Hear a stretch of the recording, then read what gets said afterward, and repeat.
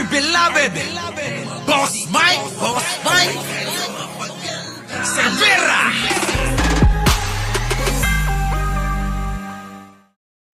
Ano sabi dito? Our two leaders. Pinangunahan ni Pangulong Ferdinand R. Marcos Jr. ang isang sitwasyon. Briefing sa NDRRMC headquarters ngayong araw. Kita nyo. Sara, anong ginawa? Ayun, kita nyo. Naka-hoodie pa. Naka-hoodie pa. Pinoprotektan, baka maambunan. Opo, ha? Lumipad patungong Germany si Vice President Sara Duterte kasama ang kanyang pamilya at ina ngayong Miyerkules. Anak ng pating. So magkaiba, no, mga kababayan? Ha? Panahon ba ng bakasyon ngayon? Panahon ng bakasyon, baka mamaya maulanan si Sara at ayaw niyang tumulong sa taong bayan. Ayaw magpagod. Siyempre, spoiled yan di ba? Spoiled si Sara alam nyo ba kung ilan ang kanyang bodyguard? Ito. Tingnan nyo ito, may nag-post na nga. Peter Tabingo. Before the inapi, card comes out. Bakit po kailangan nyo ng 433 security personnel? Samantalang 78 lang yung sa dating BP. Ilan pa yung natira dyan after mabawasan ng 75? Update naman, please. Grabe, no? Kita nyo, 433 nagbabantay. Senyorita talaga, mga kababayan. Senyorita yung idol nila. Senyorita. Si Sara, 433 security. Bakit?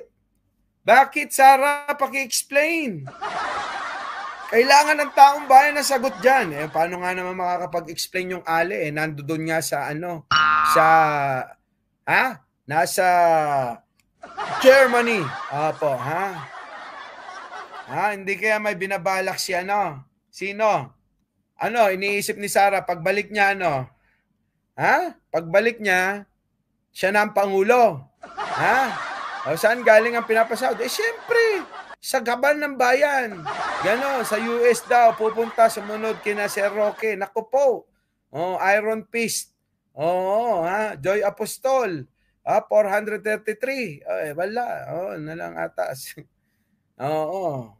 Ganon talaga no? Habang nasa krisis andon si Sara Mau naglilimaliw. Sabi ko nga binabayo tayo ng bagyo. Si Sara binabayo rin naman. Baka naman nagpabayo. Nagpapabayo ng pahinga. Sana magkaisa ang mga vlogger na makasupport kay PBBM na may managot. Dapat yan. Kasi pagka ganyan lalong tatapang yung mga yan binabasta-basta ang gobyerno. Mga kababayan? Binabasta-basta. Masyadong inaabuso ang kabaitan ng Pangulo. Grabe, no?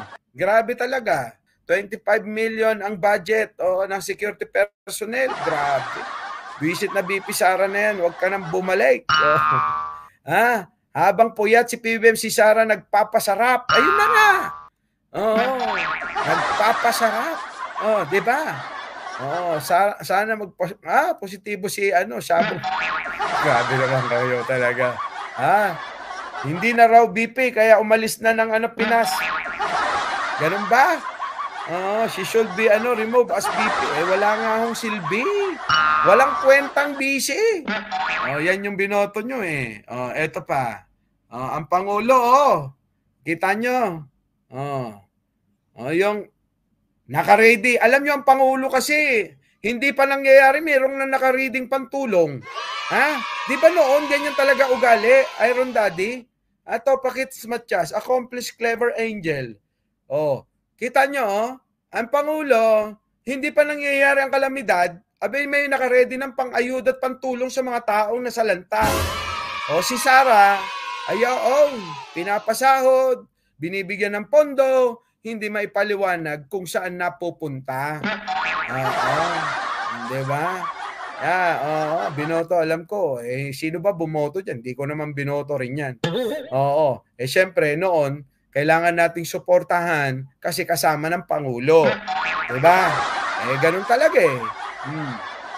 Diba?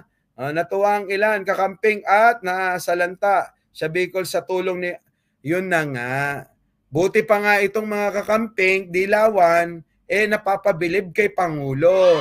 Pero yung mga DD shit, tuloy-tuloy pa rin ang paninira, imbis na tumulong. Diba, Teresita Tan? Sobrang tanga ng banat ng DD shit. Bobo talaga. Sabi ko sa'yo, mga bobo yan. Mga banat, walang argumento eh. Ang tawag dyan, tatawagin ka, bayaran, bakla, mga ganun. Diyos ko, may dating ba yung tira na yon? Diba? Walang kadating-dating eh.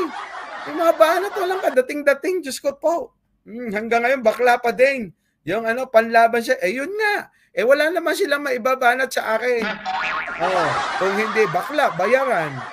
Siyempre, nagiging epektibo na ba ako? Naiinis na ba kayo sa akin? Diyan, sa kabila. Naiinis na kayo sa akin? Epektibo na ba? Si Mike Cervera. Dati sinasabi mo, wala naman nanonood. Ano ngayon kung walang manood? Bakit kayo naiinis? Di ba? Wala sustansyang ba? Wala talaga. Wala. Kahit nga betchin, wala eh. Nakatakas yan kasi sa mental. Hayaan nyo na. Naku, Diyos ko. Hayaan nyo na. Pasalamat tayo sa mga basher, dagdag view. Oo nga. Sampalin mo nga ng burat. Wala kayong ating rito eh. Naku ba? Dapat mag-resign na si BP. Ayun na nga mga kababayan. Ano pa? Kita nyo, look, workers at the City Social Welfare and Development Office. Warehouse at the Alert Center in Valenzuela City. Naku, sa amin to. Are actively repacking relief goods today. Kita nyo mga kababayan. Malupit talaga. Malupit talaga ang Pangulo. Anyways, mga kababayan, basta ang Pangulo nagtatrabaho, bahala sila sa buhay nila. Inggit lang. Yaman na sila. Ganun naman lagi, di ba? Pag naiinggit, ganun na lang sasabihin. Kung ano-ano na lang. Di ba? Mga kababayan, padinig ni Maharlika sa'yo, dyan sa basher mo. Hayaan mo sila. Hayaan mo na. Wala naman magagawa yung mga yan. Yung idol nga nila, walang magawa eh. Si Fiona ang lutang. Naku po. Basta mga kababayan, ang Pangulo, wag kayo. Kahit umuulan, kahit na nagtatrabaho. Our beloved Boss Mike.